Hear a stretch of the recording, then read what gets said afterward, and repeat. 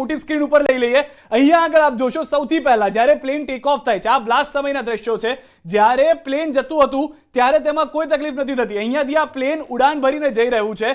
અહીંયા આગળ પ્લેનને કોઈ તકલીફ નથી. હજી ઉડાન ભરશે ત્યાં સુધી. આ લેન્ડિંગ ગિયર્સ છે જેની આપણે વાત કરી રહ્યા છે. અહીંયા આગળ જે ટાયર્સ છે કે જેનો ઉપયોગ કરીને પ્લેન ટેક ઓફ કરતું હોય છે, આ લેન્ડિંગ ગિયર્સમાં કોઈ તકલીફ જોવા નથી મળી જ્યારે ટેક ઓફ કરે છે. પરંતુ ત્યારબાદ આ લેન્ડિંગ ગિયર્સ એટલે કે જે ટાયર્સ છે એ સતત બહાર જોવા મળી રહ્યા છે. આ કાળા રંગના જે આપ ડોટ્સ જોઈ રહ્યા છો એ છે ટાયર્સ કે જે સતત બહાર જોવા મળી રહ્યા છે, કે જે સામાન્ય રીતે ટેક ઓફ થયા બાદ અંદર લઈ લેવાના હોય છે. જેટલા લોકો પ્લેનમાં બેઠા છે તેઓને ખ્યાલ હોય છે.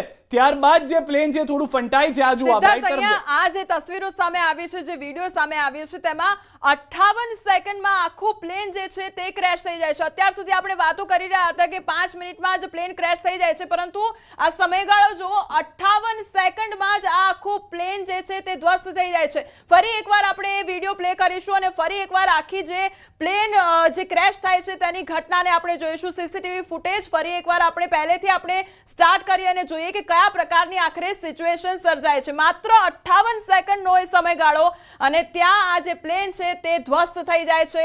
એક મોટો બ્લાસ્ટ સર્જાય છે, જાણે કોઈ મોટી આગ લાગી હોય તે પ્રકારની ઘટના સર્જાય છે. અહીંયા તમે જુઓ કે પ્લેન આગળ જાય છે, ધીરે ધીરે આગળ જાય છે અને ટેક ઓફ કરતું હોય ત્યારે પ્લેન હવામાં ઊંચાઈ તરફ જતું હોય છે. આ પ્લેન તમે જોઈ શકો છો કે ધીરે ધીરે આગળ જાય છે અને પછી તે હવામાં આગળ જતું હોય છે.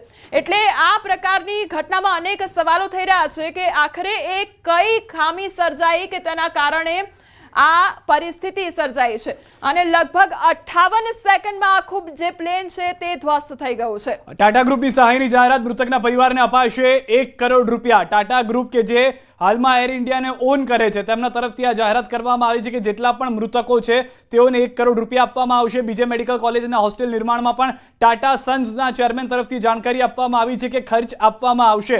એન ચંદ્રશેખરન એર ઇન્ડિયાના ચેરમેન છે, જેઓએ આ જાણકારી આપી છે કે જેટલા પણ લોકોના મૃત્યુ થયા છે તેઓના પરિવારજનોને 1 કરોડ રૂપિયાની સહાય આપવામાં આવશે. જે બીજે મેડિકલ કોલેજની અંદર નુકસાન થયું છે, જે બિલ્ડિંગને નુકસાન થયું છે તેમાં પણ મદદરૂપ કરવામાં આવશે પ્રયાસ. બીજી તરફના દ્રશ્યો હોસ્પિટલના બતાવી રહ્યા છે કે જ્યાં પણ ટૂંક સમયમાં ગૃહમંત્રી પહોંચી શકે છે, અમિત શાહ, કે જેઓ સૌથી પહેલા આવ્યા, દુર્ઘટના સ્થળ પર ગયા હતા. અમિત શાહ જાણે છે આ વિસ્તારને, ઓળખે છે આ વિસ્તારને. તેઓ રહ્યા છે ગુજરાતમાં, રહ્યા છે અમદાવાદમાં. એક કાર્યકર્તાથી લઈને મંત્રી તરીકે તેઓ કામગીરી કરી ચૂક્યા છે, તો તેઓને ખ્યાલ છે. હાલમાં જે જાણકારી મળી રહી છે કે અમિત શાહ હોસ્પિટલ પહોંચી ચૂક્યા છે, ઈજાગ્રસ્તો સાથે મુલાકાત કરશે. હવે ગૃહમંત્રી અમિત શાહ સિવિલ હોસ્પિટલ પહોંચી ચૂક્યા છે જે ઈજાગ્રસ્તો છે. કારણ કે દુર્ઘટના જે ઘટી તેમાં આવા ચમત્કાર થયા કે એક વ્યક્તિ જે બચી ગયા છે, તેવા અનેક લોકો છે કે જેઓ પ્લેન દુર્ઘટનામાં આજે હોસ્પિટલ અથવા તો બીજે મેડિકલની જે કોલેજ હતી જેમાં પ્લેન જેને ટકરાયું હતું ત્યાં પણ લોકો હતા અને તેમાંથી પણ કેટલાક લોકો બચી ગયા છે કે જેઓ સર્વાઈવલ છે.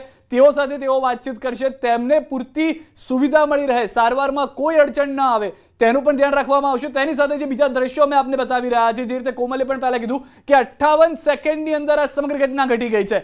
લોકો મિનિટ્સની વાત કરી રહ્યા હતા કે અલગ અલગ સમય હશે, પરંતુ જે સીસીટીવીમાં રેકોર્ડેડ ટાઈમ છે તેમાં 58 સેકન્ડ, 1 મિનિટ પણ પૂર્ણ નથી મળી. પાયલોટને કદાચ મેડે મેડે મેડે તેઓ ઇમરજન્સી કોલ આપવામાં આવ્યો છે અને તુરંત જ આ ઘટના ઘટી ગઈ હશે. એટીસી પણ કંઈ કદાચ ન કરી શક્યું હોય તેવી પ્રાથમિક જાણકારી છે જે સીસીટીવીથી જોવા મળી રહ્યું છે. ગૃહમંત્રી જે છે અમિત શાહ તે પહોંચી ગયા છે. ત્યાં આગળ આરોગ્ય મંત્રી પહેલેથી ઉપસ્થિત છે, મુખ્યમંત્રી ભૂપેન્દ્ર પટેલ કે જેઓ વિઝિટ કરીને આવ્યા હતા. ફરી એક વખત તેઓ અમિત શાહ સાથે પહોંચ્યા છે સિવિલ હોસ્પિટલ.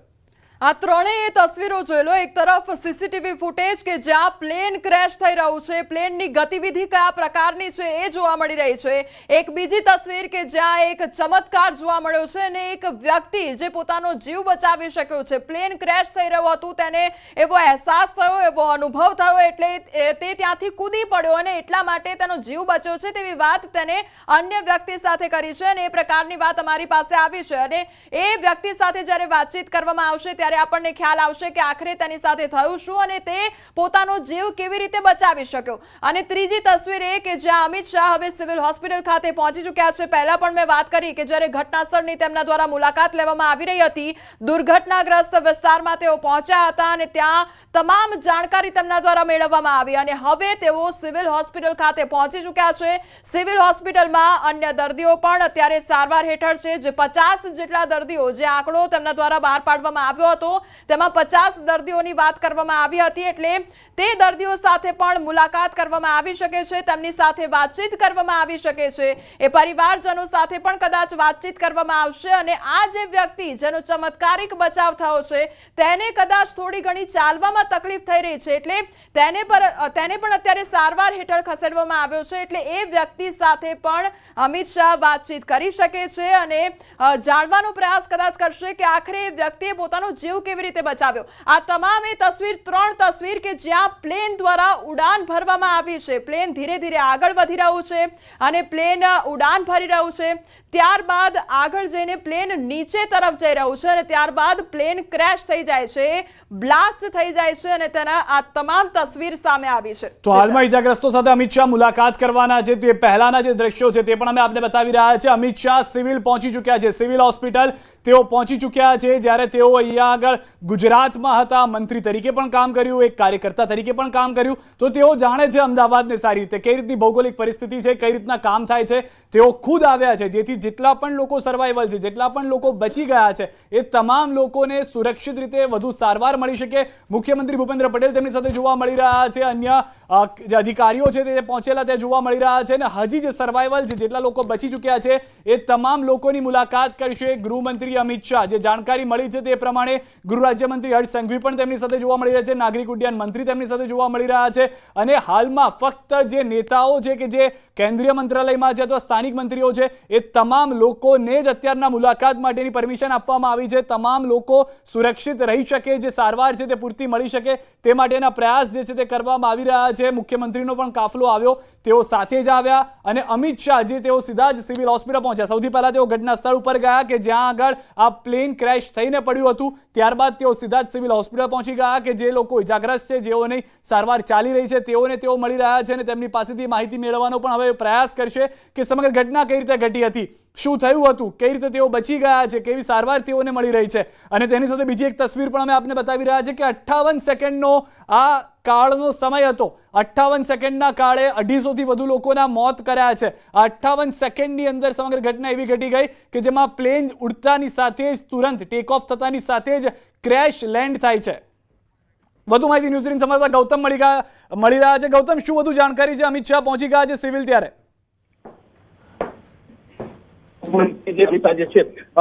જે વિમાન ક્રેશ થયું હતું ત્યાં સ્થળની મુલાકાત લીધા બાદ તેઓ સીધા અત્યારે હાલ તો સિવિલ હોસ્પિટલ આવી રહ્યા છે। સિવિલ હોસ્પિટલ ખાતે તેઓ તમામ લોકો સાથે વાર્તાલાપ કરશે, મુલાકાત કરશે। અત્યારે હાલ તમે જોઈ રહ્યા છો સીધા દ્રશ્યોની અંદર તમને જે આઈએસ અધિકારીઓ જે છે તે પણ જોવા મળી રહ્યા છે અને તેઓ પણ અત્યારે હાલ સિવિલ ખાતે જોવા મળી રહ્યા છે। સાથે જે રાજ્ય સરકારના મંત્રીઓ જે છે તે મંત્રીઓ પણ સિવિલ ખાતે પહોંચી ચૂક્યા છે, એટલે કે મુળભાઈ બેરા જે છે, ભીખુસિંહ છે સહિતના નેતાઓ જે છે તે હાલ સિવિલ ખાતે પણ સ્ટેન્ડ બાય જોવા મળી રહ્યા છે। સૌથી મોટો આ દુર્ઘટના જે છે તે કહી શકાય ને, મોટી દુર્ઘટના બાદ તંત્ર જે છે તે એક્શન મોડમાં આવી ચૂક્યું છે અને ત્યારબાદ અત્યારે હાલ ત્વરિત જે મુલાકાતે કેન્દ્રીય તે અમદાવાદ ખાતે આવી પહોંચ્યા છે। અમદાવાદના સ્થળોની પણ તેમણે મુલાકાત કરી છે। અત્યારે હાલ તમામ ધારાસભ્યો સાથે જોવા મળી રહ્યા છે। મંત્રી ભાનુબેન બાબરિયા જે છે તેઓ પણ સ્ટેન્ડ બાય રીતે જોવા મળી રહ્યા છે, એટલે કે ટૂંક સમયની અંદર તેઓ જે સિવિલ ખાતેના ટ્રોમા સેન્ટર ખાતે આવશે।